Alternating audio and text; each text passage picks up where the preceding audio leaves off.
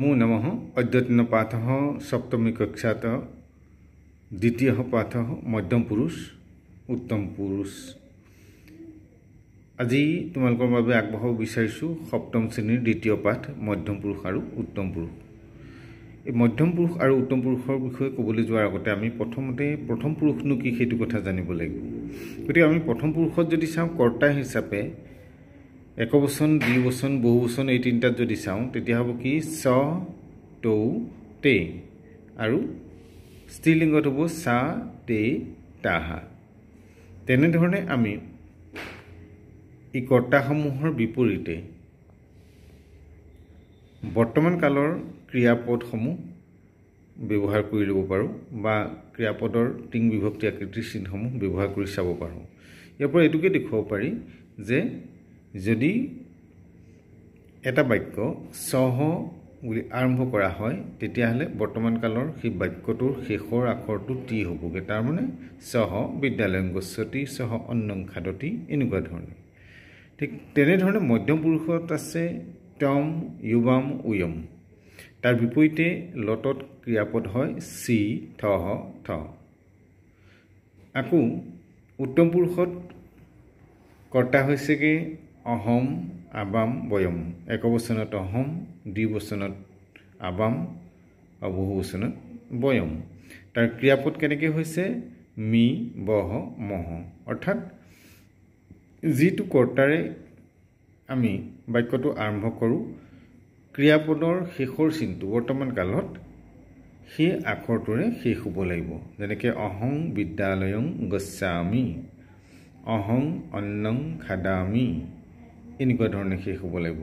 গতিকে আমি এইখিনি কথা জনাৰ পিছত পাঠটোলৈ যদি চাওঁ তেতিয়াহ'লে আমি চাব পাৰিম কি হৈছে। অসমীয়া অনুবাদটোৰ কথা মই কৰিছোঁ। আচাৰ্য হে বালক তং কিং পশ্যসি। আচাৰ্য হেৰা বালক তুমি কি চাইছা। বালক শ্ৰীমান অহম একং চিত্ৰং পশ্যামি। মহাশয় মই এখন ছবি চাইছোঁ। ইদং চিত্ৰং শোভনম অস্তি। এই ছবিখন ধুনীয়া। আচাৰ্য হে বালকো হে ল'ৰা দুজন। যুৱাম কিং পঠত তোমালোক দুজনে কি পঢ়িছা। বালকো শ্ৰীমান আবাং সংস্কৃত ভাষা পঠাবহ। আমি দুজনে সংস্কৃত ভাষা পঢ়িছোঁ। ইয়ং ভাষা সৰলা মধুৰা স্বস্তি। এই ভাষা সৰল আৰু মধুৰ। আচাৰ্য হে বালকাহা হে ল'ৰাসকল। উয়ং কুত্ৰ গচ্ছত তোমালোক কলৈ গৈছা। বালকাহা ল'ৰাসকল। শ্ৰীমান বয়ং ক্ৰীড়াস্থলং গচ্ছামহ। আমি ক্ৰীড়াক্ষেত্ৰলৈ আহিছোঁ। তত্ত্ববয়ং ক্ৰীড়ামহ কিৰণং মনোহৰং ভৱতি। তাত আমি খেলিম, খেল অতি মনোহৰ।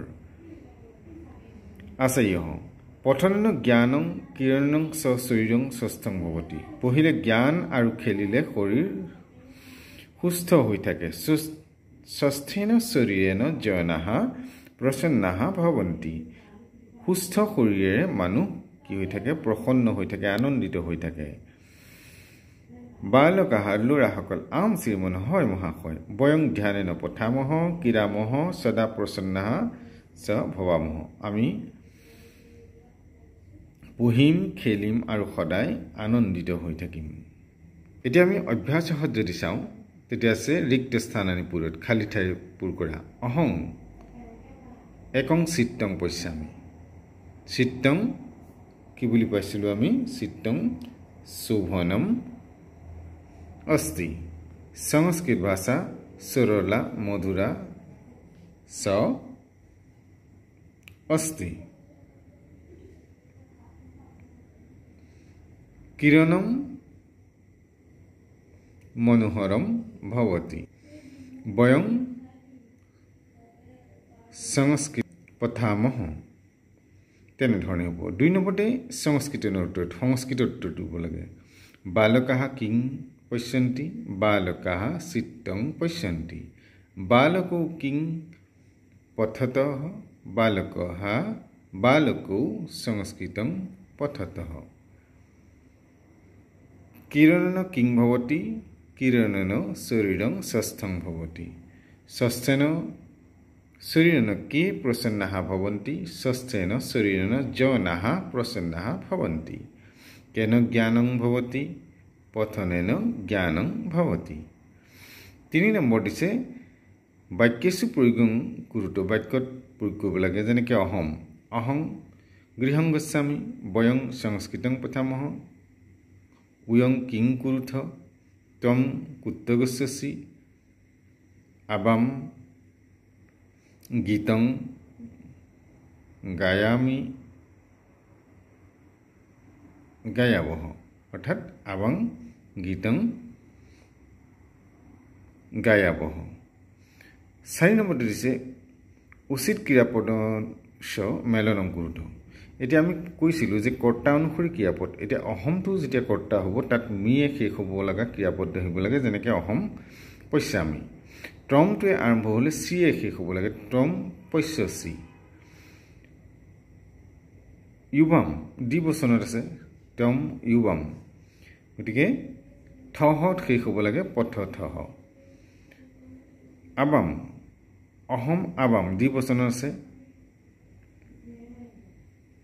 বহ শেষ হ'ব লাগিব গতিকে আবাম পঠাবহ উয়ম বহুবচনত আছে থত শেষ হ'ব লাগে গচ্ছ থ বয়ম পঠামহ মহত শেষ হৈছে ঠিক তেনেধৰণে সেইখিনি কৰা হয় আৰু তাৰপিছত দিছে ভৱন ইয়জ্জত কাৰ্যং কৰোতি তদ লিখতো তুমি যি কাম কৰিছা সেইটো লেখা অহং পঠামি অথম গায়ামি অহম লিখামি অহং বদামি অহম নিত্যামি অহং খাদামি এনেকুৱা ধৰণে তোমালোকে কিছুমান বাক্য লিখি দিলে হ'ব যিখিনি নিজে কৰিছা আজিলৈ পাঠ ইমানতে সামৰিছোঁ নমো নমঃ পৰৱৰ্তী নতুন পাঠৰ সৈতে তোমালোকৰ মাজলৈ আহিম চেনেলটো চাই থাকিবা আৰু চেনেলটো যদি নতুন এবাৰ ছাবস্ক্ৰাইব কৰি বেল আইকনটো প্ৰেছ কৰিবা